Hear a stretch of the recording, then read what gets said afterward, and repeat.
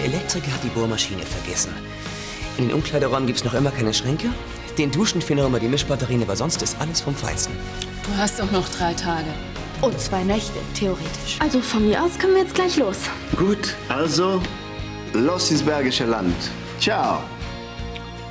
Alle Achtung, ein Ausflug ins Bergische Land. Fahr doch mit.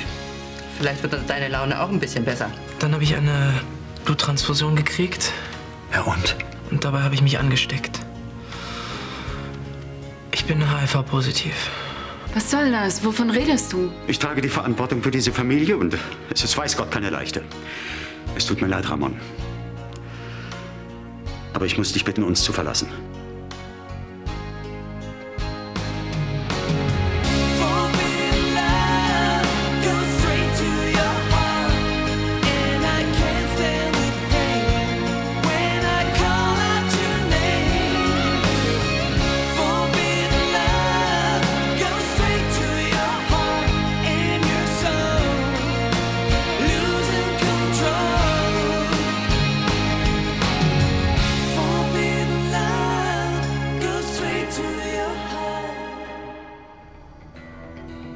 Papa Ramon ist krank. Und alles, was dir dazu einfällt, ist, ihn abzuschieben? Es handelt sich hier nicht um irgendeine Krankheit. Er kann nicht bleiben. Ich kann die Verantwortung nicht übernehmen. Da schickst du ihn lieber in die Wüste. Ist ja auch viel einfacher. Lass gut sein. Ich kann es ja irgendwie verstehen. Ja, aber ich nicht. Ramon hat AIDS und kann ihn schnupfen. Damit ist nicht zu spaßen. Was ist, wenn sich jemand bei ihm ansteckt? Ja, aber so leicht steckt man sich doch nicht an, das weißt du doch auch. Ich habe kein AIDS, ich habe den Virus. Die Krankheit ist aber noch nicht ausgebrochen. Noch nicht. Und wenn du morgen zum Pflegefall wirst, wer wird sich dann um ihn kümmern? Wir. Ist doch ganz klar, wir sind seine Freunde. Wir können ihm nicht helfen. Ja, ist es dir denn egal, was aus ihm wird? Papa ist es nicht egal. Er versucht, eine vernünftige Lösung zu finden. Für uns alle. Natürlich. Und da schicken wir ihn zurück in die Slums. Das ist sehr vernünftig. Soll er doch sehen, wie er da mit seiner Krankheit klarkommt. Florian, bitte. Solche Diskussionen bringen uns auch nicht weiter. Am allerwenigsten helfen Sie Ramon. Kinder. Ich kann das nicht. Nicht jetzt. Bitte versteht das doch. Iris ist weg. Ich habe keine Arbeit. Nicht noch ein Problem. Nicht in dieser Situation. Also, es bleibt dabei. Mein Entschluss steht fest. Ramon fährt nach Hause. Ich werde dann deine Mutter informieren. Ramon, tut mir leid.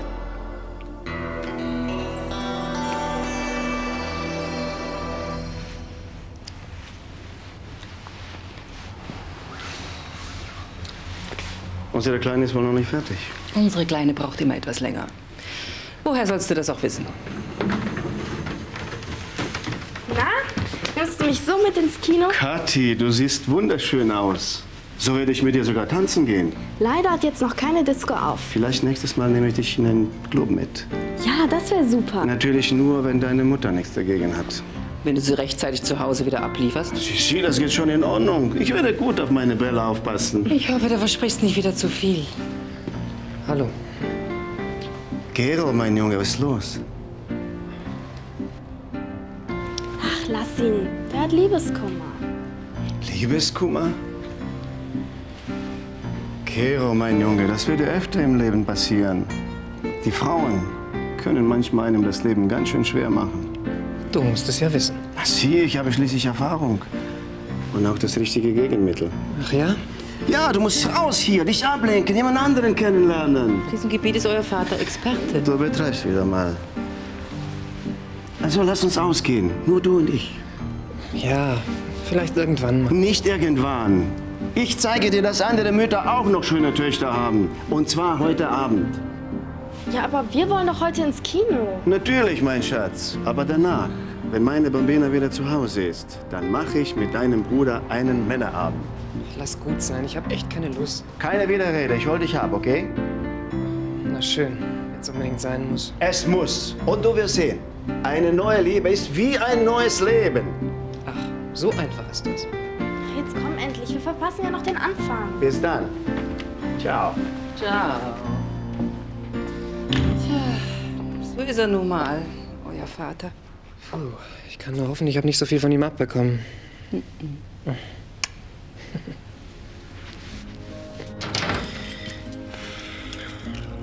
Julia, wir haben keine Zeit für solche Späßchen. Morgen ist die Eröffnung.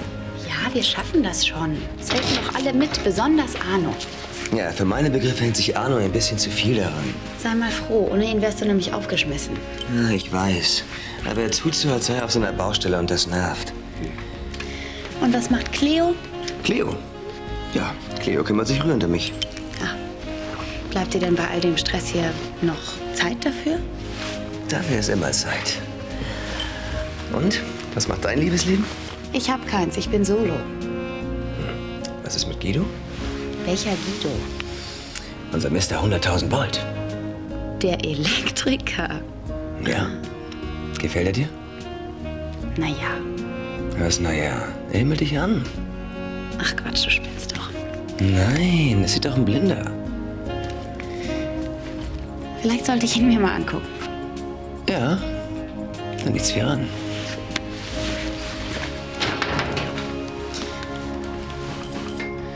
Wenn es nach Arno ginge, dann müssten wir jetzt alle mit einem Mundschutz rumlaufen. Ganzkörperkondome wären ihm wahrscheinlich noch lieber. Ich verstehe ihn nicht. Er hat sie doch nicht mehr alle. Überall in den Zeitungen, im Fernsehen, überall machen sie einem klar, dass es praktisch unmöglich ist, sich anzustecken. Wenn man ein paar Dinge beachtet. Ja klar, ungeschützter Sex, das wäre Selbstmord, aber hier wird ja wohl kaum... Wenn das Virus direkt in die Blutbahn gelangt, wird es gefährlich. Und dazu müssten aber schon 2 Wunden aufeinandertreffen. Das kommt ja wohl kaum vor. Ramon hatte vor ein paar Tagen eine Verletzung am Kopf und ich hatte ihm die Beine abgetopft. Du hast ihn auch schon mal geküsst. Ja, das war ein Kuss. Also beim Küssen steckt man sich ja nicht an. Normalerweise nicht, aber... Was heißt denn normalerweise? Ja, ich kenne mich da auch nicht so gut aus. Aber wenn er eine Verletzung oder Entzündung im Mund hat und du auch, dann könnte schon was passieren. Was, wenn man die gleiche Zahnbürste benutzt? Es hat doch jeder von euch seine eigene. Na klar, aber man kann ja mal aus Versehen daneben greifen. Ich glaube, das ist ungefährlich. Du glaubst. Wie beruhigend. Ich habe auch schon öfter seinen Rasierer benutzt. Und zufällig habt ihr euch beide damit geschnitten. Es wäre doch möglich. Die Ansteckungsgefahr ist gering. AIDS-Viren können außerhalb des Körpers nicht lange überleben. Nicht lange. Das heißt aber... Das heißt gar nichts. Ich bin auch keine AIDS-Forscherin. Ich weiß das auch nicht so genau. Es hat keinen Sinn, dass wir uns hier jetzt noch stundenlang den Kopf zerbrechen. Wir machen uns nur unnötig verrückt. Auf jeden Fall müssen wir uns erkundigen.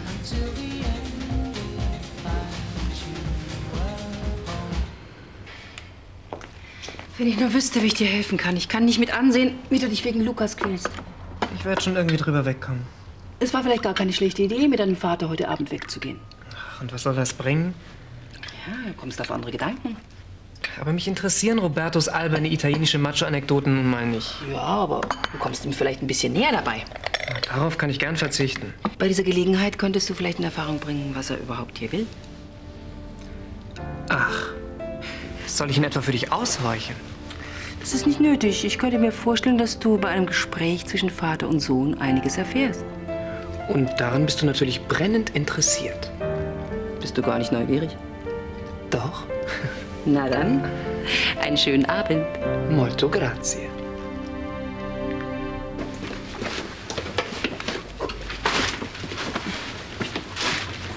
Das ist ja eine super Kamera. Bist du Fotografin? Mhm. Das ist doch bestimmt ein spannender Job. Ach ja, manchmal. Was fotografierst du denn so? Unterschiedlich, dieses, jenes. Toll. Ja, du sagst es. Sag mal, wegen Ramon. Ach ja, ich habe schon gehört. Von wem? Von Julia. Scheiß Situation. Also was mich betrifft, ich lasse ihn nicht hängen. Hast du ihn zur Eröffnung eingeladen? Nur klar. Und? Wollte er kommen? Er wusste es nicht so ganz genau. Konnte gut verstehen, wenn er nicht kommt. Vielleicht redest du noch mal mit ihm. Er soll wissen, dass wir zu ihm stehen. Mach ich.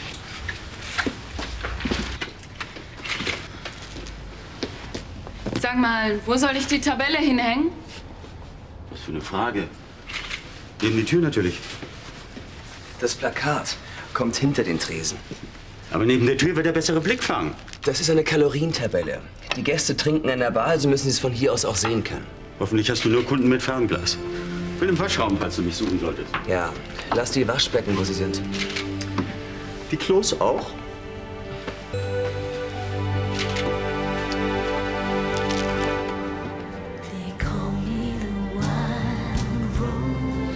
Ich verstehe dich ja, aber warum hast du denn nicht schon früher was gesagt? Ich hatte Angst, dass er mich wieder Okay, dass du Angst hast, das kann ich ja auch noch verstehen, aber kannst du dir vielleicht vorstellen, dass andere Leute auch Angst haben? Ich zum Beispiel. Ja, aber warum denn? Wir haben uns doch geküsst. Ja, aber es ist doch nichts passiert. Ja, wir haben nicht miteinander geschlafen. Sehr rücksichtsvoll von dir. Ach, Quatsch. Aber es hätte doch passieren können. Anna, ich hätte nicht mit dir... Ich habe ja noch nicht mal mit Gina geschlafen. Ja, weil sie nicht wollte. Sehr praktisch für dich. Ich liebe Gina. Gina und ihr blöder No-Sex-Schwur. Das war doch die perfekte Tarnung für dich, um nicht mit ihr ins Bett zu müssen. Das stimmt nicht. Ja, und ob das stimmt, verarscht hast du sie und uns. Ich verstehe einfach nicht, warum du nicht ehrlich warst. Jetzt bitte versteh mich doch. Ich konnte einfach nicht. Ich wollte unbedingt hier bleiben. Ich wollte mit euch zusammenbleiben. Solange es irgendwie geht. So ein Blitzgerät funktioniert doch auch mit Strom. Ja, aber das hier läuft mit Batterien. Und wann funktionieren die Haartrockner in der Umkleidekabine? Ich bin ja schon unterwegs. Ich bin dann wieder weg. Noch ein paar Minuten und Sie können sich die Haare färben. Wenn nicht, wasche ich in den Kopf.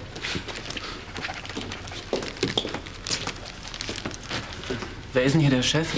Der ist gar nicht da gerade. Um was geht es denn, junger Mann? Duschköpfe. Die restlichen 2, die noch fehlten. Ein Autogramm, bitte. Wird ja auch Zeit, dass Sie endlich mal liefern, ne? Also, wenn Sie hier die Chefin wären, würde ich hier glatt Mitglied werden und einen 10-Jahres-Vertrag abschließen. Was muss denn bei Ihnen trainiert werden?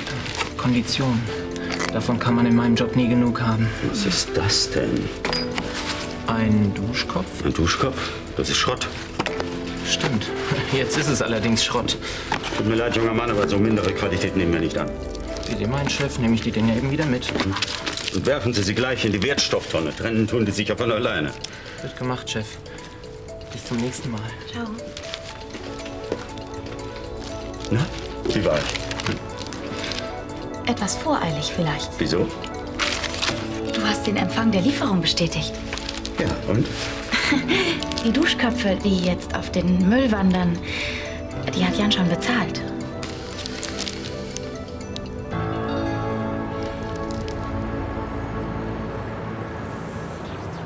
Das kann Arne doch nicht machen, dich abschieben wie so ein Schwerverbrecher. Doch, er kann. Hat er gesagt, wann du zurück sollst? Er will erst noch mit meiner Mutter telefonieren. Danach werde ich wohl zurück nach Caracas müssen. Und was wird aus uns? Keine Ahnung.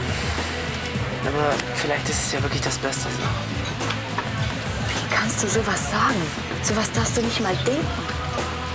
Also bevor mich hier alle behandeln wie ein Stück Scheiße, da hau ich lieber ab. Anna fängt jetzt auch noch an. Mit was? Ach, du weißt doch, dass ich sie ein einziges Mal geküsst habe. Ja. Ach so. Und jetzt denkt sie, dass sie sich angesteckt haben könnte. Ja, und dass ich alle verarscht habe. Sie, die Brandners und dich. Wie kommt sie denn auf sowas? Sie behauptet, ich sei nur mit dir zusammen, weil du mit niemandem ins Bett steigen wolltest. Ich kann echt nur hoffen, dass du nicht dasselbe denkst. Ich liebe dich. Ich liebe dich nämlich wirklich.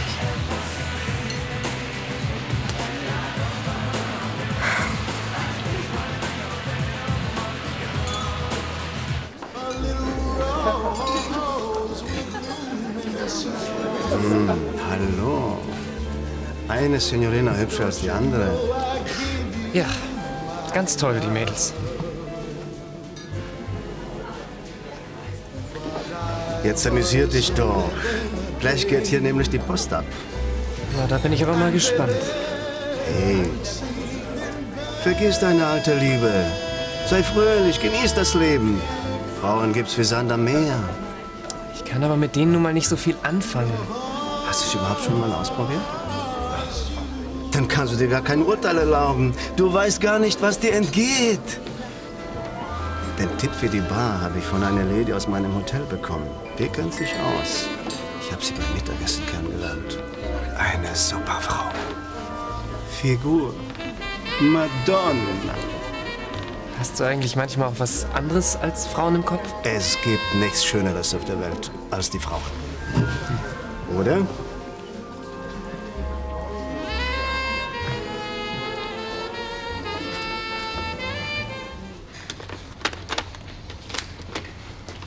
Wo ist der Boss? Der ist nicht da. Ich schätze mal irgendwie wegen Duschköpfen oder so. Ich habe keinen Bock mehr, mich von diesem wild gewordenen Alten dahin ständig rumkommandieren zu lassen. Der wild gewordene Alte ist der Vater vom Boston. Ist mir ganz egal, wer der ist. Noch ein Ton von dem und ich schließe ihn ans Stromnetz an. Hey, nicht übel. Was? Wirklich, nicht schlecht. Was ist nicht schlecht? Du. Du siehst nicht schlecht aus. Keine Angst, ich wollte nur ein paar Fotos von dir machen für Jans Werbebroschüre. Du meinst ich als Model? Ja klar, wieso nicht? Du siehst gut aus und hast eine tolle Figur. Aber ich muss mich dafür nicht ausziehen. Nee, zumindest nicht ganz.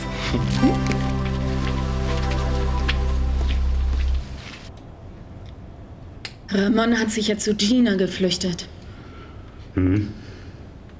Ist ganz schön hart für ihn, dass er nicht bei uns bleiben kann. Ja. Willst du deine Entscheidung nicht noch mal überdenken? Nein. Und denke bitte nicht, dass sie mir leicht gefallen ist. Aber warum willst du dann, dass Ramon wieder zurückgeht? Was ich will, ist nicht wichtig. Sondern? Wichtig ist, dass ich das Richtige tue. Und was ist das Richtige in dieser Situation? Ich darf die Familie nicht in Gefahr bringen. Susanne, bitte verstehe es doch. Ich kann mich nicht auch noch um einen AIDS-kranken Jungen kümmern. Ohne Iris, ohne Job. Diese Verantwortung. Ja, das verstehe ich ja, aber versetz dich doch mal in Ramons Lage. Er muss doch denken, dass wir nichts mehr mit ihm zu tun haben wollen. Das stimmt doch nicht. Dann musst du es ihm auch zeigen. Ramon muss doch wissen. Susanne, du weißt, ich kann sowas nicht so gut. Dann musst du es ihm noch lernen. Auf deine alten Tage. Ach, Mist. Dieses Kabel, ich hab... Ja, und das wirst du auch noch lernen müssen. Musst du nicht langsam nach Hause? Die Partners warten bestimmt schon. Ganz bestimmt nicht. Die haben doch eh nur noch ihre Studioeröffnung im Kopf. Davon müsst mich so schnell kennen. Ach, die machen sich bestimmt Sorgen. Ich bin froh, wenn ich nicht da bin. Außerdem würde ich viel lieber hier bleiben. Über Nacht? Ja. Ich möchte mit dir einschlafen. Dich spüren. Ich weiß nicht, ob das so eine gute Idee ist. Ach, so ist das. Ja, jetzt verstehe ich. Gar nichts verstehst du. Du also auch noch. Dir geht's doch gar nicht um die Brandners. Du willst nicht, dass ich hier schlafe, weil du Angst hast, dass du dich bei mir anstecken könntest. Natürlich kannst du hier schlafen. Aber unter einer Bedingung. Du rufst vorher die Brandners an. Also wenn es sein muss, schicke ich dir ein Telegramm. Naja, wir wollen ja nicht gerade übertreiben. Der Pizzaservice ist da. Oh Mann, hab ich einen Kohldampf. Wo ist Jan denn? Ist er nicht da? Ich nehme seine gerne mit. Oh, sehr. Na, was hast du uns da mitgebracht? Duschköpfe. Die letzten hat mein Vater auf den Müll bringen lassen. Da gehören sie auch hin. Wo ist eigentlich der Rest des Brandner-Clans? Ach, die kommen gleich. Wie soll das Studio eigentlich heißen? Wieso, willst du den Namen ändern? Ich dachte, es bleibt bei Studio Konrad. Studio Konrad? Das reißt mich nicht so vom Hocker. Nee, mich auch nicht. Fitness in? Das klingt wie ein Kurhotel. Fitness. Fitness. Body. Fitness. Factory. Fitness Factory. Fitness Factory. Naja, also mir gefällt's gut. Wir können es natürlich auch Körperertüchtigungsstudio nennen. Na und? Da weiß man wenigstens genau, was auf einen zukommt. Fitness Factory. Ja, das ist es.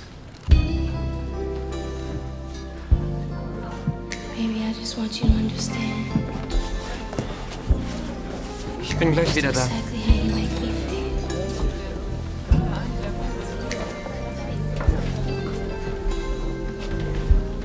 So allein die Damen? Ja, und niemand, der auf uns aufpasst. Das müssen wir ändern. Roberto wird sich nämlich jetzt um euch kümmern. Um uns beide? Übernimmst du dich da nicht ein bisschen? Mit dir werde ich allemal fertig. Und du warte am Tisch auf meinen Sohn.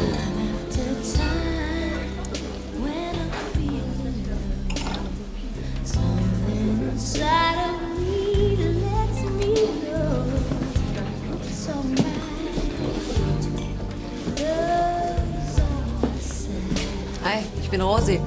Und dein Papi hat gesagt, du sollst dich um mich kümmern. Na, das ist ja eine ganz prächtige Idee von meinem Papi.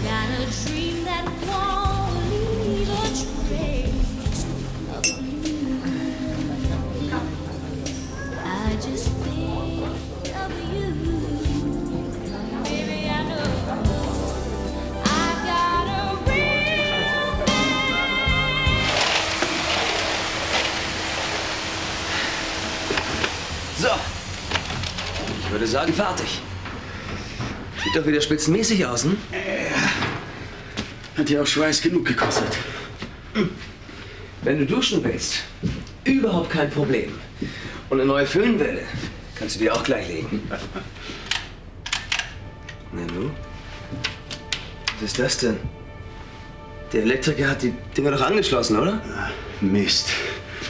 Könnte sein, dass mit den Kabeln in der Verteilerdose was nicht stimmt. Was soll damit nicht stimmen? Beim Abisolieren könnte mir theoretisch ein Fehler... Was hast du mit der Verteilerdose zu tun?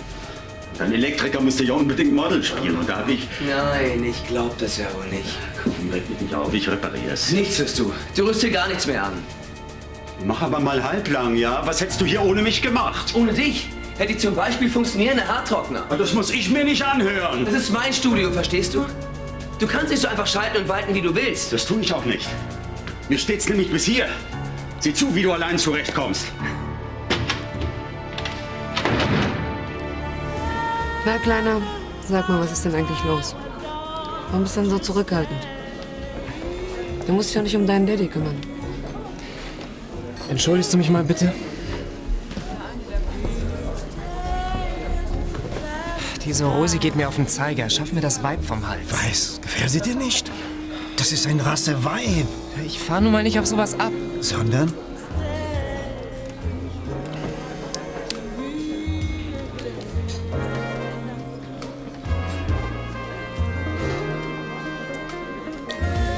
Das wäre schon eher mein Geschmack. Oh ja, ich finde sie auch toll. Ich meine den Typen. Was hast du da gesagt? Ich habe gesagt, dass ich den Typen wahnsinnig geil finde. Kapierst du es immer noch nicht? Ich stehe auf Männer. Ich bin schwul. Capito?